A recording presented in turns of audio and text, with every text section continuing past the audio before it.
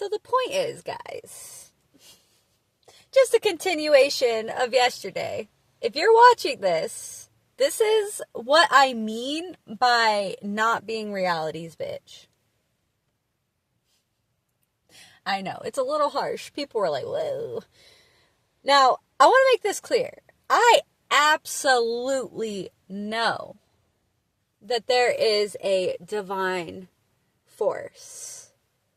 But I absolutely know that that divine force is not outside of you.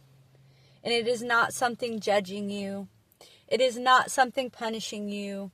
It is not something asking you to be anything other than you. It is unconditionally loving, supporting, and accepting you. Because that same divine force that some people refer to as God, or as the universe, or source, or spirit, we're all talking about the same God. But my point of yesterday's message, which came off very sarcastic and in your face, and it was meant to be that way, ruffled some feathers, which is fine. That's the point. To open your eyes. 144. Understand the God that shames you, blames you, wants you to earn its love, its support, wants you to worship it. You got to understand, worshiping something outside of you, a God, and I'm going to get into this a little deeper if my mind will allow me to remember, but I'm pretty chill right now, so I think we're going to be good. Understand that God is what some people may classify as a narcissist.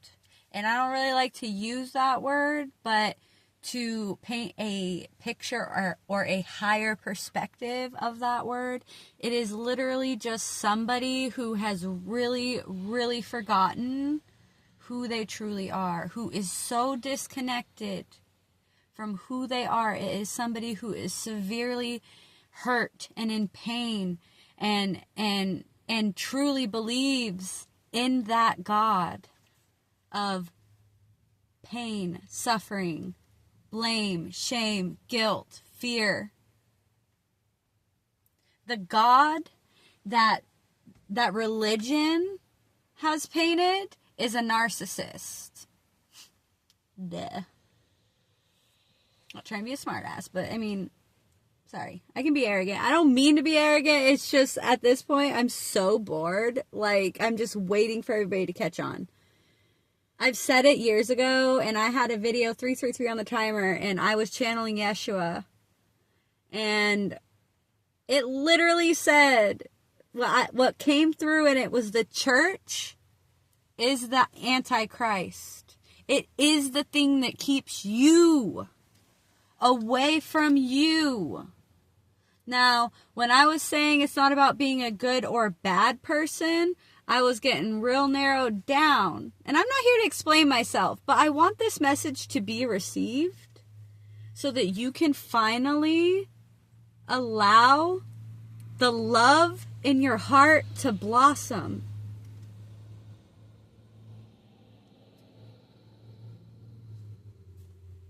I was referring to the God that everybody is mixed up about. God is within you. It's the love in your heart, baby. And see, the thing is if you're doing what really feels good and is in alignment for you, it would never be bad. But that was my point, is our true creator, 444 on the timer, our true creator doesn't care if you're a bad person. It doesn't care if you're a good person. It's only ever supporting you in what it is you are aligning to. And if you truly understood that, you would know that you could never mess this up. You would stop trying to be something you're not.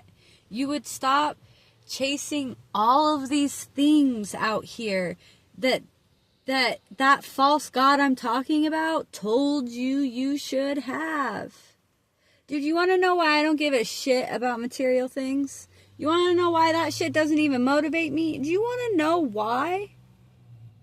Because that stuff I recognized a long time ago. That stuff, it's a distraction. And I'm not saying you shouldn't have experiences and have nice things. But what I'm saying is the pursuit of those things is what will disconnect you from your source, because those aren't what you really want. Those aren't the things you're really seeking. What you're seeking is peace. You're seeking freedom. And as you're seeking it, you're living in a state of disharmony and chasing and yearning and proving. For what? Or trying to build a legacy. Don't you understand? That's old paradigm shit. Want to know what I love? What motivates me? There's nothing, and I repeat, there is nothing more fulfilling and good feeling than giving somebody something that they deserve by divine right. Giving someone love, giving someone shelter, giving someone food, giving someone inspiration, making someone smile. Now that, dude, I'll tell you why I look forward to Thanksgiving every year. You want to know why? Want to know why it's my favorite day of the year? Because I cook up a bunch of food, and it's usually just me and my baby, me and my son, and we make this huge feast because I love to cook.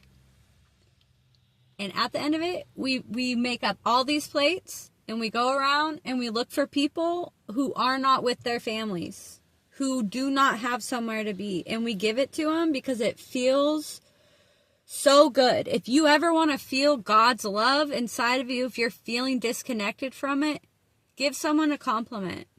Obviously, a genuine, legitimate compliment. Not in pursuit of receiving that feeling, but because...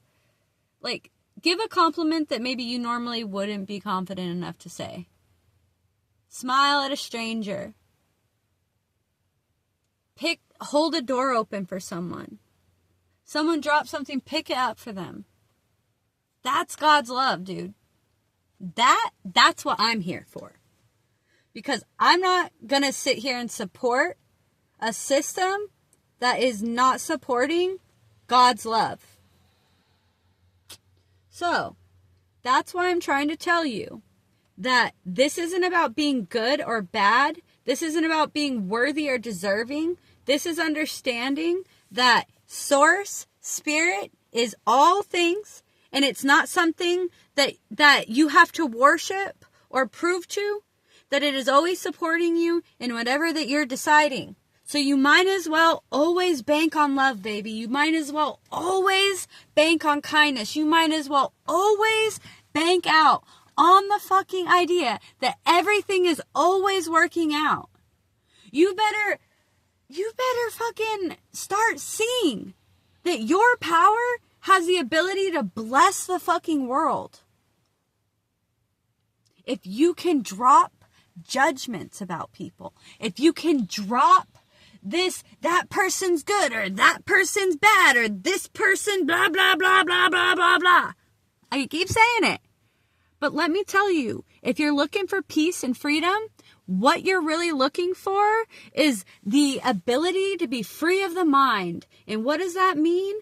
It means that you, my friend, are free of opinions. You are free of judgments because you understand that your judgments, whether it be on the positive side or the negative side, you understand that those judgments are just a projection of your fears. And you understand that if they are a projection of your fear, then they must be a fucking illusion.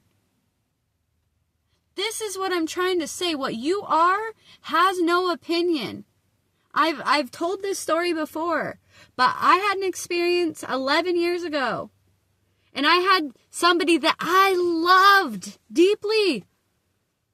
Literally, I left my body. I had an out-of-body experience, and I watched somebody literally attempt to murder me.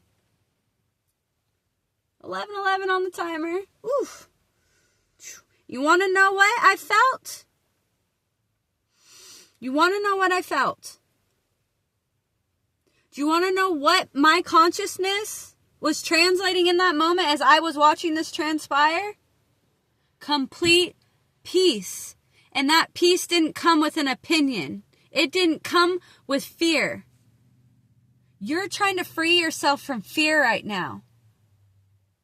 And if you want to free yourself from fear, then free yourself from your judgments. Free yourself from your mind controlling you through this illusory thing called fear. God's love has nothing to do with fear. And if you've thought that, then you've been wildly mistaken. And I can tell you this right now. The only reason I'm standing here today is my faith in God's love. It's the only love that I have ever known. And that love, 1, 2, 3, 4, nothing can ever take that away from you or replace it. There's nothing in this world that you think is outside of you, which it's all really just a projection from within you. But there's nothing out there that is ever going to give you the feeling of God's love. And once you feel that, that feeling will never leave you again. You will never be separate of it again. It will always be right here guiding you. But in order to do it, you got to free yourself from your judgments, and you've got to allow yourself to see love and God in everything. And that was my point. I love you guys.